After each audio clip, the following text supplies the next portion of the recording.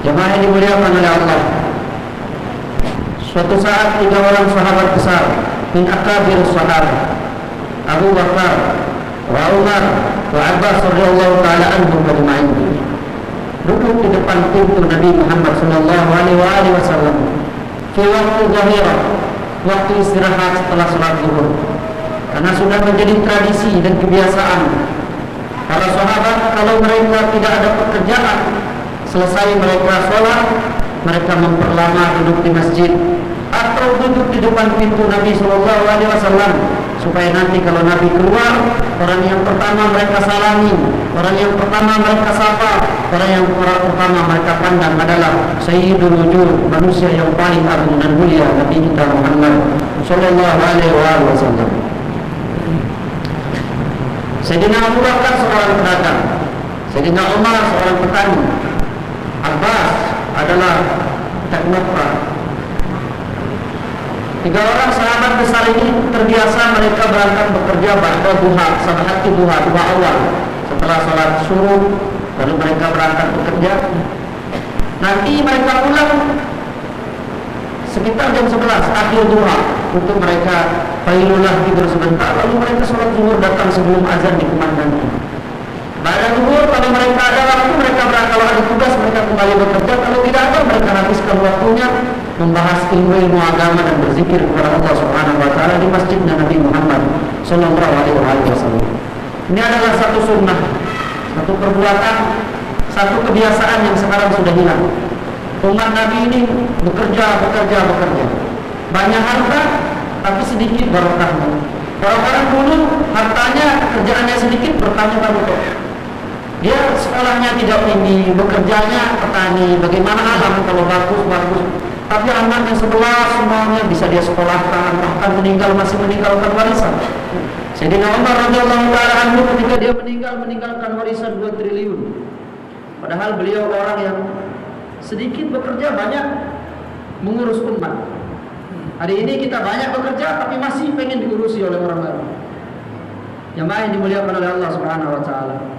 Ketika Nabi SAW keluar dari rumahnya, Rasul menyapa mereka. Lalu Rasul bertanya, "Amma tatahaddatsun?" Apa yang sedang kalian cakapkan? Apa yang sedang kalian perbincangkan? Natahaddatsu fil ma'ruf. Kami sedang bercakap-cakap tentang makna kebaikan. Fasala an-nabiy sallallahu alaihi wasallam lahum. Nabi lalu bertanya kepada mereka. Faqala Abu Bakar Siddiq, "Ama indi ya Rasulullah, khairul ma'ruf ta'jilu." Menurut saya ya Rasulullah, sebagus-bagus kebaikan adalah yang dipercepat pengerjaannya. Orang yang paling bagus dalam membayar hutang adalah orang yang bersegera membayarnya. Orang yang paling afdal dalam mengucapkan salam adalah yang memulai. Orang yang paling tinggi derajat dalam silaturahmi adalah yang pertama melangkahkan kaki. Orang yang mendapatkan kemuliaan adalah yang mengawali. Ketika baginda Rasulullah SAW khutbah, di khutbah yang terakhir ketika Hajjul Wada dikumpulkan semua manusia, ketika Nabi SAW selesai berkhutbah itu, Rasul bertanya, siapa di antara kalian yang punya urusan dengan saya? Maka berdiri Ukasa berdiri. Kisahnya Bapak bisa baca di sejarah-sejarah. Alhasil ternyata Ukasa ini melakukan itu karena ingin bersentuhan dengan baginda Nabi Muhammad SAW. Dan ia minta supaya didoakan menjadi ahli surga. Maka didoakan oleh Nabi SAW. Kalian kalau pengen lihat pemuda surga, lihatlah Ukasa. Maka berdiri laki-laki yang lain, Rasulullah doakan saya juga. Maka Rasul menjawab, sabaqaka Ukasa, kamu sudah keduluan oleh Ukasa. Orang yang paling afdal yang salat adalah yang paling awal datang ke masjid, yang paling depan safnya, yang paling lebih dulu berzikir kepada Allah Subhanahu wa taala. Sebaik-baik kebaikan adalah yang disegerakan, yang dipercepat. Kalau datang azan, bukan baca Quran yang afdal, bukan zikir yang afdal, bukan silaturahim yang afdal, salat yang paling afdal. Kalau kita melihat dua orang sedang bertengkar, bukan salat yang paling afdal, bukan baca Quran yang paling afdal, tapi setelah dan mengaturkan dua orang ini yang paling afdal. Kalau tetangga kita sedang sakit, bukan tilawah Quran, bukan selawat yang paling afdal kita menjemput. Kalau kita mendengar ada tetangga kita yang meninggal, yang paling afdal bertakziah, mengurusi jenazahnya, mempercepat pengurusan jenazah. Khairul ma'ruf ta'jiluhu. Kebaikan yang paling bagus adalah disegerakan. Wasari'u ila maghfiratin min rabbikum wa jannah. Bersegeralah kalian menuju ampunan Allah dan menuju surga. Albisul iblis, cara setan untuk menghentikan kita berbuat baik adalah dengan cara ditunduk-tunduk. Apalagi sedekah. Nantilah sedekahnya tunggu kalau saya gajian. Nanti di saat gajian datang keperluan lain tak jadi. Nantilah sedekahnya. Datang waktu yang lain datang pula kebutuhan lain, bahkan jadi lupakan oleh Allah Subhanahu wa taala. Karena itu bersegeralah kalau berbuat baik. Ketika Nabi ditanya, ya Rasulullah, ayyu shadaqatin afdal? Sedekah mana yang paling bagus? Anta tasaddaq wa anta sahih. Engkau sedekah dalam keadaan sehat. Biasanya orang kalau sudah sakit baru dia sedekah. Lalu berdoa bis sedekah, obati yang sakit dengan sedekah. Kalau sakit baru sedekah. Dia datang ke ustaz, dia datang ke anak yatim, dia datang ke ulama. Itu pun setelah dia tidak sembuh datang ke dokter. Kalau tidak sembuh juga, kalau kurang kuat iman dia datang ke dukun. Padahal jangan tunda-tunda. Ketika kamu sehat, sedekahlah. Karena saat kamu sehat, sedekah itu akan menjagamu dari penyakit. Wa anta sahih, engkau dalam keadaan bakhil, dalam keadaan pelit. Diminta orang sedekah lagi, malas-malasnya kita sedekah. Orang minta sedekah. Saat itulah sedekah yang paling penting.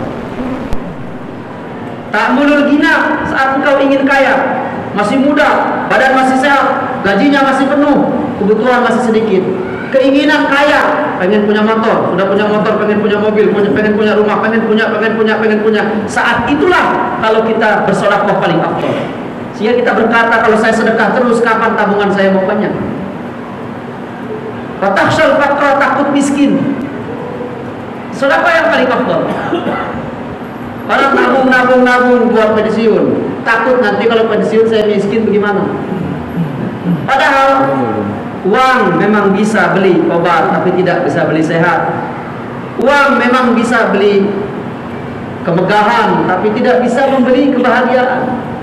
Tidak bisa membeli kehormatan. Orang tidak akan sekali-kali menghormati kita dengan tulus karena harta kita. Orang akan menghormati kita dengan tulus kalau kita punya ketulusan hati dan kebijaksanaan dalam hidup kita. Hadirin jamaah yang dimuliakan oleh Allah Subhanahu wa taala. Kemudian Rasul bertanya kepada Sayyidina Umar. Maka Umar menjawab, ya Rasulullah, amma qultu khairul ma'ruf tasghiru. Menurut saya amal kebaikan yang paling bagus adalah yang dianggap kecil. Merasa belum beramal apa-apa. Siapa salatnya yang paling khusyuk sekarang? Orang yang merasa belum pernah salat. Ini salat saya yang kemarin mana belum tentu diterima Allah. Sedangkan dosa sudah pasti diterima Allah. Barangkali ini salat pertama saya di hadapan Allah. Kita ini kalau pertama jumpa dengan orang, kita akan sambut dia. Kita akan berakhlak baik kepadanya. Kita akan berucap baik kepadanya. Karena kita merasa inilah yang pertama. Orang yang umrahnya pertama tidak sama dengan umrah kedua, ketiga, keempat, kesekian kali. Orang tua mendidik anak pertama tidak sama dengan anak kedua, anak ketiga. Karena biasanya yang pertama itu dia lebih sungguh-sungguh. Sayyidina Umar mengatakan sebaik-baik kebaikan yang kita anggap kita belum melakukan apa-apa. Karena itu beliau orang yang tidak pernah tinggalkan tahajud. Beliau orang yang sangat bersabar dalam menghadapi istrinya. Beliau sangat bersabar dalam menghadapi kaumnya. Sayyidina Umar tidak takut kepada musuh. Kalau dia berjalan, setan akan lari darinya. Tapi kalau dia berkata sesuatu, lalu dikritik oleh seorang hamba sahaya perempuan, Sayyidina Umar akan mendengarkan. Dan kalau benar pendapat perempuan itu, Sayyidina Umar berkata, asabatil mar'ah wa khata'a Umar. Telah benar perempuan itu dan telah salah Umar. Beliau sangat lembut kepada rakyat. Dia tengah malam dia gotong-gotong gandum, datangi siapa orang yang belum makan malam itu. Lalu dimasakin gandum itu, dimasakin, disuapi anak-anaknya. Lalu berkata ibunya, semoga Allah merahmati engkau dan semoga Allah memurkai Umar. Dan dia tidak menjawab apa-apa. Dia berkata, duhai orang tua, terima kasih atas doamu. Kalau kamu ingin berjumpa saya dengan saya nanti, carilah saya di pintu gerbangnya Umar. Padahal dia Sayyidina Umar, dia tidak berkata, kamu tidak mengenal pemimpinmu, tidak. Karena Sayyidina Umar selalu merasa tidak punya amal apa-apa. Gamisnya berjahit 12 tambalan, sering tidur di pelataran masjid, padahal dia adalah pemimpin 2/3 dunia di masa itu, ketika Romawi dan Persia sudah berada di bawah kekuasaannya Islam. Hadirin jemaah yang dimuliakan oleh Allah Subhanahu wa taala. Ada seorang Ibrahim An-Nakhai, ulama tabi'in, ulama yang alim, yang sufi. Itu beliau kalau ditanya orang, alangkah banyaknya amalmu, dia berkata, ma'amilna min khair, kami gak punya kebaikan walaupun sedikit. Karena dia melihat semua kebaikan ini anugerah dari Allah, belum tentu diterima oleh Allah. Sedangkan dosa yang kita lakukan sudah pasti dicatat oleh malaikat dan kita pasti dipertanggungjawabkan di sisi Allah. Karena itu hadirin yang dimuliakan oleh Allah, nikmati Jumat ini. Anggap kita belum pernah sholat Jumat. Kalau bapak nanti sholat memberi kepada orang tua, jangan merasa saya sering beri. Anggap ini pemberian yang pertama. Selalulah demikian, maka kita akan memperoleh kebaikan yang sempurna. Yang terakhir, Rasulullah bertanya kepada Abbas, maka Abbas menjawab, khairul ma'ruf satruhu. Sebagus-bagus amal kebaikan adalah yang disembunyikan. Alladzina yunfiquna amwalahum bil-laili wan-nahar sirran wa alaniyah. Sayyidina Umar baru punya, Sayyidina Ali baru punya harta dibagi 4. Kalau dia punya 10.000 dibagi menjadi 4. 2.500 dia sedekahkan siang, 2.500 dia sedekahkan malam, 2.500 dia sedekahkan di hadapan orang, 2.500 dia sedekahkan di saat tidak ada orang yang melihat harta istrinya sendiri. Sehingga dari sedekahnya hanya 1/4-nya saja yang dilihat orang, sisanya tidak diketahui orang. Kita ini kesolehan dilihat orang. Orang lihat kita soleh, padahal kita tidak soleh. Orang lihat kita ahli sholat, padahal kita tidak ahli sholat. Orang lihat kita ahli Quran, padahal kita jarang baca Quran. Di hadapan orang kita sering khusuk-khusukkan bacaan. Di belakang orang bahkan kita sambil tiduran membaca Al-Quran. Di hadapan orang kita sholat tidak bergerak.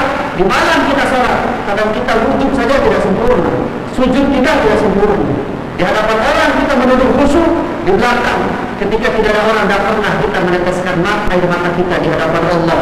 Padahal air mata yang paling dicintai Allah adalah air mata kerinduan kepadanya yang tidak diketahui oleh siapapun kecuali dia dengan Allah. Kita harus punya rahasia kita dengan Allah. Ada seorang ulama, dia bekerja di pasar. Pagi hari dibuatkan makanan oleh istrinya untuk dia makan di pasar. Nanti di pasar diajak makan oleh kawannya, dia berkata, saya sudah disiapkan makanan oleh istri saya dari rumah pagi-pagi. 40 tahun dia berlaku seperti itu. Ternyata hadirin yang dimuliakan oleh Allah, Allah bukan rahasianya ketika dia sudah meninggal. Ternyata dia ini tidak pernah sarapan di rumahnya karena dia puasa sunnah.